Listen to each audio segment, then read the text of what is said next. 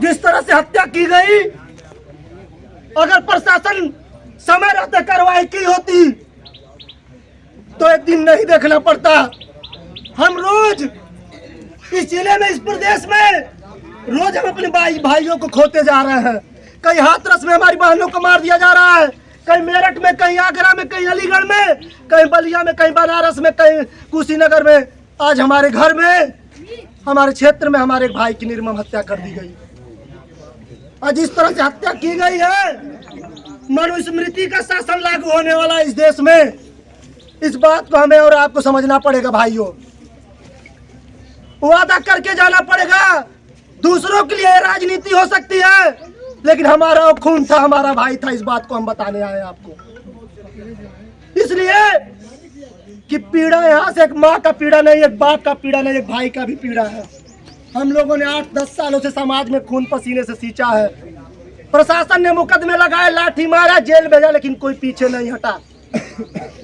लेकिन अगर इस दौर में भी हम बाबा साहब के संविधान के तहत अगर अपने भाई को न्याय नहीं दिला सके तो हमारा आपका रहने का कोई मतलब नहीं है। हमारी आज अभी सीओ से बात हुई है। हमने उनसे कहा है कि एफआईआर में पीड़ित परिवार ने जिनका जिनका नाम दिया है उनको गिरफ्तार करके जेल भेज दिया जाए। 48 घंटे बाद अगर हमने फिर प्रशासन से अपडेट लिया, अगर आरोपियों की गिरफ्तारी करके जेल नहीं भेजी गई तो पूरी ताकत से हम गोरखपुर के डीएम और एसपी को नींद से सोने नहीं देंगे। इस बात को याद रखिए।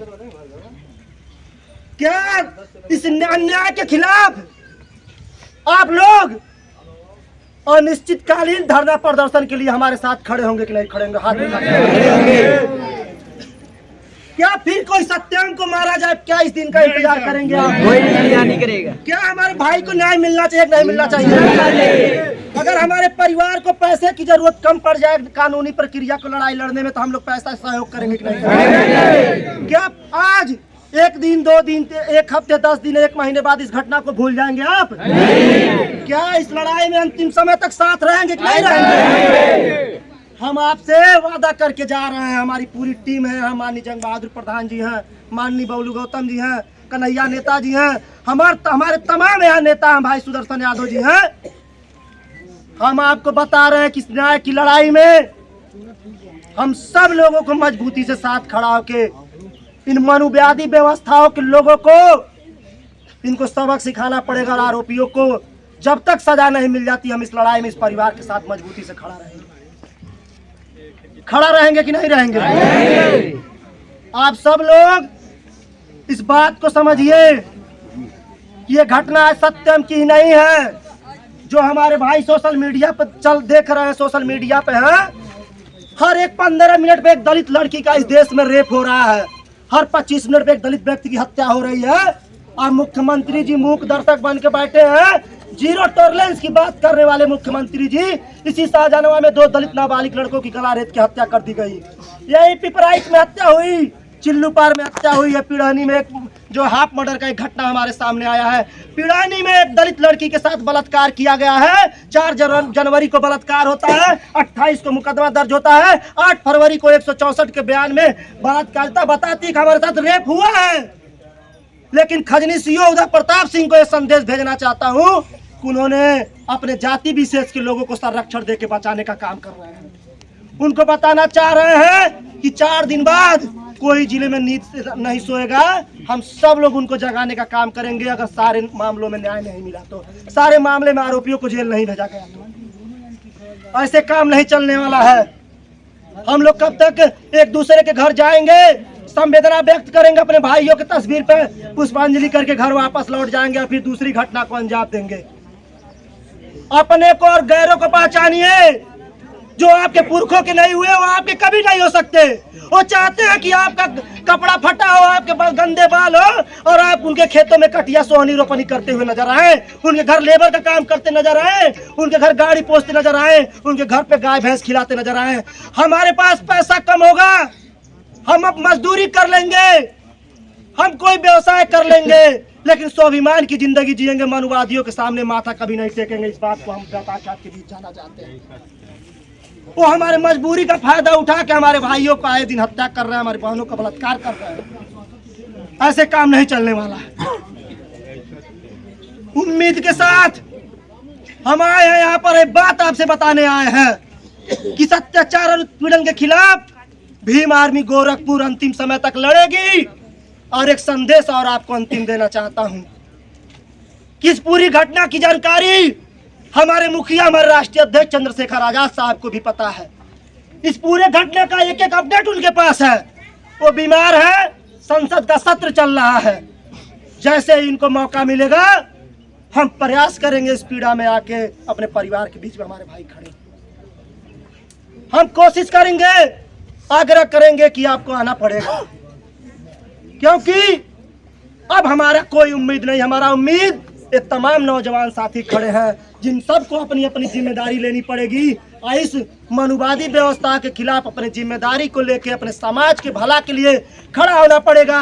अगर बड़हलगंज में कोई घटना होती है, पिड़ानी में कोई घटना होती है, बांसगांव में कोई घटना होती है, खजनी में कोई घटना होती है या जिले के किसी किसी कोने में होती है, 100 रुपये का पेट्रोल फूंक के जाए उस परिवार को न्याय दिलाने का काम करिए। हम इससे गरीब नहीं हो जाएंगे। क्या हम गरीब हो जाएंगे? नहीं। अगर यही सरकार के लोगों को बताना चाहता हूँ, अगर यही कोई ब्राह्मण ठाकुर समाज की हत्या हुई होती और कोई यादव, कोई दलित, कोई पिछड़ा अगर हत्यारा होता तो मुख्यमंत्री जी अब तक इनकाउंटर करवा दिए और उस परिवार को 50 लाख रुपए का मुआवजा दिए होते। लेकिन मुख्यमंत्री जाति देख के न्याय करते हैं। हमको इनसे न्याय का कोई उम्मीद नहीं है। हमें अपनी ताकत को खड़ा करना पड़ेगा, हमें अपने बलबूते खड़ा होना पड़ेगा। 5000 सालों से जिस समाज को पानी पीने का अधिकार नहीं था, कपड़ा पहनने का अधिकार नहीं था, आज हमको फिर वो जमीन में दफनाने का प्रयास कर रहे हैं। इस बात को आप समझिए और इस बात को समझने के साथ हम मुख्यमंत्री जी से मांग भी करते हैं कि आप सरकारी कोष से आप मजदूरी मेहनत करके पैसा आप अपने सरकारी खजाने में नहीं रखे हैं। हमारे आपके टैक्स का पैसा है। अगर कोई ब्राह्मण ठाकुर मरता है तो उसको 50 लाख रुपया दे सकते हैं, उसके घर नौकरी दे सकते हैं। तो हमारे टैक्स का पैसा है, बहुजन समाज का इस देश में सबसे बड़ी संख्या है, उसके दिए हुए टैक्स के पैसे से इस परिवार को भी 1 करोड़ रुपया और एक सरकारी नौकरी का मांग करते हैं। अगर नहीं किए तो हमें समझेंगे, हम अपने समाज को बीच में जाके बताएंगे कि ये मुख्यमंत्री जातिवादी हैं, जाति देख के लाए। अंतिम बात, हाथ उठा के हमको ताकत दीजिए कि अगर परिवार के साथ न्याय नहीं हुआ तो तहसील में और जिले पे जब जब बुलाएंगे आप लोग आएंगे। आना है और इस अन्याय के खिलाफ लड़ाई लड़ेंगे। और इस पहली लाइन के पहली कतार में जंग बहादुर, बबलू गौतम, कन्हैया लाल और सुदर्शन यादव जैसे नेता और हम खड़े रहेंगे। मनुवादियों के बंदूक में जितनी गोली हमारे छाती में मारो, हम समाज की लड़ाई को पीछे नहीं होने देंगे। इस बात को बता रहे हैं। आप लोगों को वादा करके जा रहे हैं कि मैं फिर कह रहा हूं कि दूसरों के लिए राजनीति हो सकती है, लेकिन हमारा और ये आपका डीएनए एक है। इस बात को आपको बताने आया हूं। बहुत पीड़ा है, बहुत तकलीफ है, कलेजा फट गया इस घटना को देख के, जिस तरह से उसको मारी गई है। उम्मीद करते हैं कि इस न्याय की लड़ाई में आप लोग हमारे साथ रहेंगे। धन्यवाद।